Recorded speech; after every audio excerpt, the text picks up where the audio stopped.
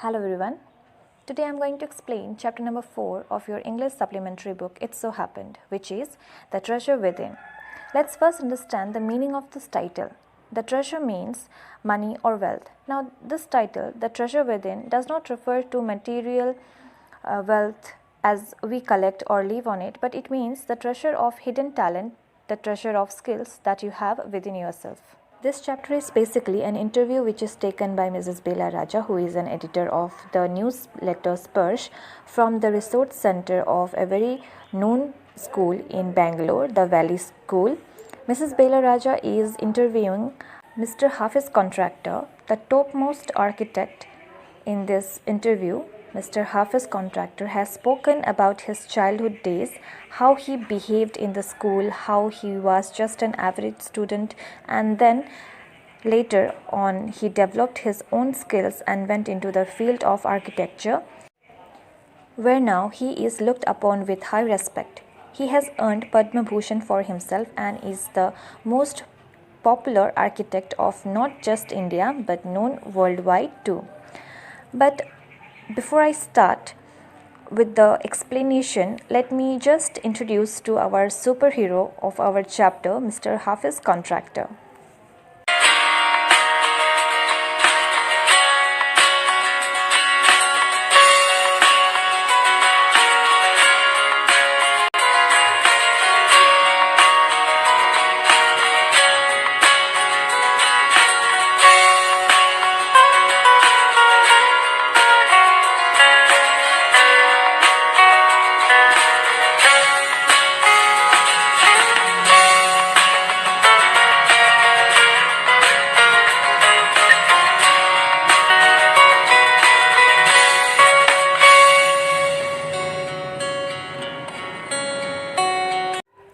Hafiz Contractor was an unhappy schoolboy. Like everyone else, he did not like school very much because he did not want to study. He hated mechanical learning and maths used to give him shivers. So he managed to pass by doing cheating or copying in the exams. He was beaten up by most of the teachers because he never followed any rules. All he was interested in sports. He was the best sports person of his school, but in academic he was not doing so well. And then, once upon a time, his principal called him to speak to him. After a hearty talk with the principal, his life completely changed. He changed his attitude and his most of his life of class 11 studying inside his room. And then he joined a college for his higher education. His cousin's husband noticed that there was an inner talent inside Hafiz, and he motivated him to join architecture and designing. He secured A+ in his entrance exam, and then there was no looking back. In 1982, he started his first firm only with 2 staff members, and today his firm has grown to 350 employees, and they have designed everything that you can think of, like schools, colleges, hospitals, malls, cinema halls, residential apartments, you name it, and he has done it with perfection. While in the beginning of the chapter, we know that Hafiz Contractor was an unhappy schoolboy. In the first and in the second standard, he was a good student, but from the third year onwards, he lost his interest in studies, especially in mathematics. It used to give him nightmares or bad dreams or fear. He dreamed that he appeared for the examination, but he knows nothing. He used to be more interested in playing games, sports, playing pranks on others, and running outside. And during examination, he could manage to cheat or copy and pass. Then one day, his principal called him, and what he spoke had changed his entire attitude of Hafiz Contractor. The principal told him how hard his mother's life was. Since he has lost his father, she was the only person who was looking after his education. But he also made him realize that neither mother nor he will be able to take care of him lifelong. So ultimately, Hafiz has to take care of himself and his own life. The principal advised him to rise to the occasion and study. After that, Hafiz was a completely changed boy. Hafiz was a good sportsman. He even was the captain of his cricket team, and he also had won the captainship for many years. But in the 11th standard, he did not go out to play. The words of the principal had so much effect on him that he only ate and studied. As a result of it, he got 50% in his SSC exam, which was quite a lot for him. Yet his principal encouraged him. He told him to see his 50% as his distinction of his life. Even his teachers were surprised because all these years his teachers had only beaten him up for not studying and playing pranks. But seeing Hafiz studying seriously was a big and pleasant surprise for all of them. He was not worried for beating up. One day he had created a plan to play chore police just to distract everyone. He would have saved money and go to watch movies on weekends. He also indulged in gang fights and planning strategies because these things were most interested to him than academics. Students used to buy his books because they found it brand new. He never opened his books. He used to open his books only one day before the exam. When Mrs. Bela Raja asked him how did he get into architecture, he explained that for a student to get into that college, he must at least have 80 to 85% in SSC. But unfortunately, he had only 50%. He had planned to join army. When he got the letter, his aunt tore up that letter. Then he thought of joining police force, but his mother told him to do graduation instead of joining police force. So he got into Jai Hind College of Mumbai, where he had to choose between French and German language. He had studied French for about 7 years at school, but it was of no use because he never concentrated on that language. Therefore, he took German. But after some time, the German teacher died, so forcefully he had to take French again. He started learning French from his cousin, who was an architect's wife, and he used to go to his architect's office, that is his cousin's husband's office, to learn French. Now it all happened by chance. Once when he was in his office, he saw someone was drawing a sketch of a window, but he felt that the sketch was not correct.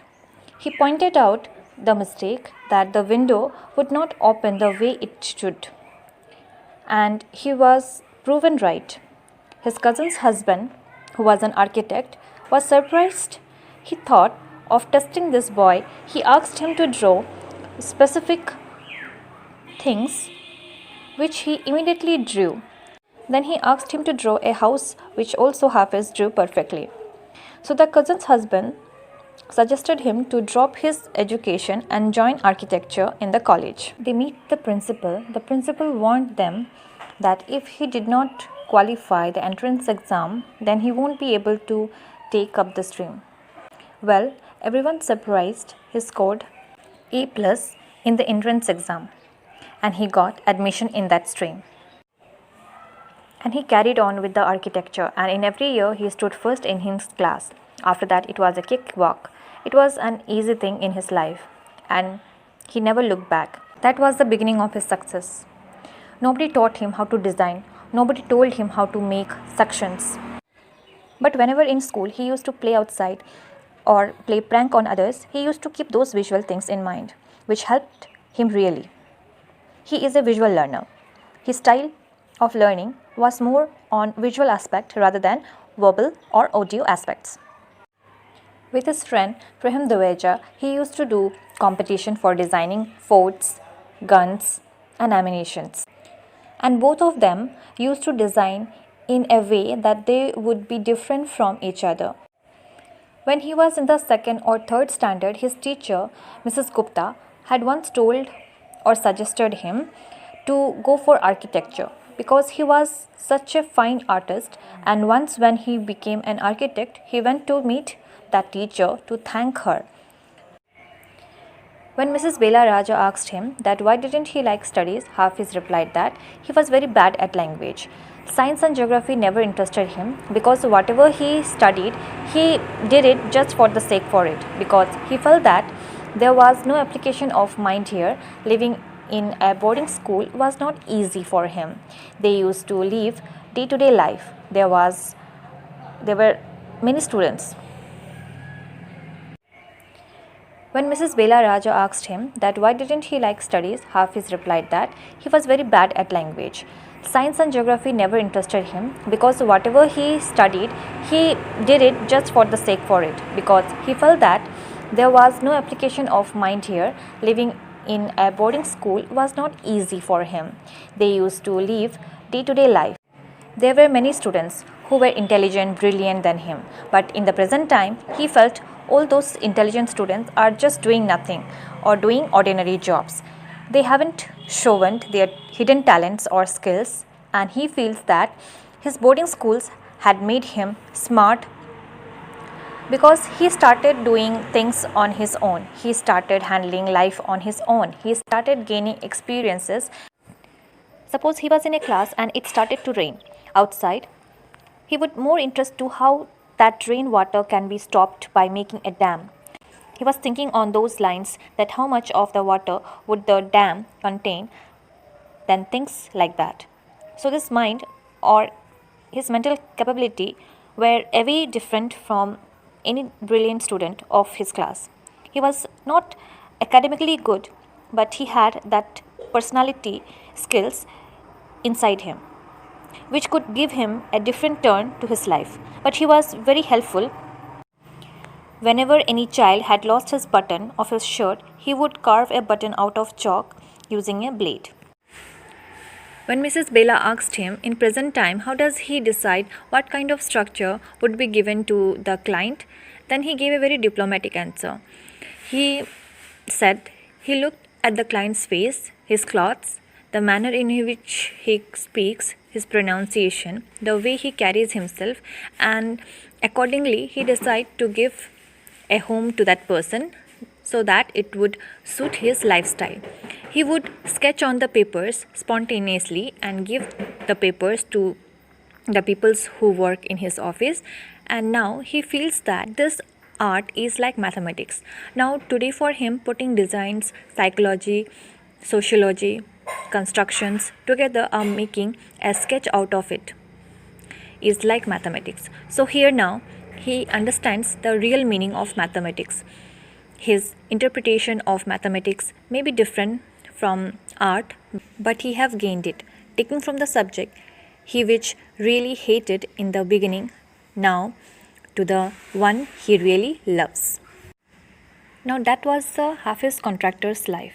So what moral does the story give us? It tells us that each child has some hidden talents inside him. The creativity, the skill, the talent, everything has to put up or brought out to the surface, and this is the responsibility of the teachers and the parents, and also to some extent of the child, who has to look within himself and to find that treasure within. Once you find the treasure within yourself, you use that treasure to enhance your capability and get success in life. That's all in this session. In my next session, I will take a new topic from your book Honeydew. Till then, take a very good care of yourself and goodbye.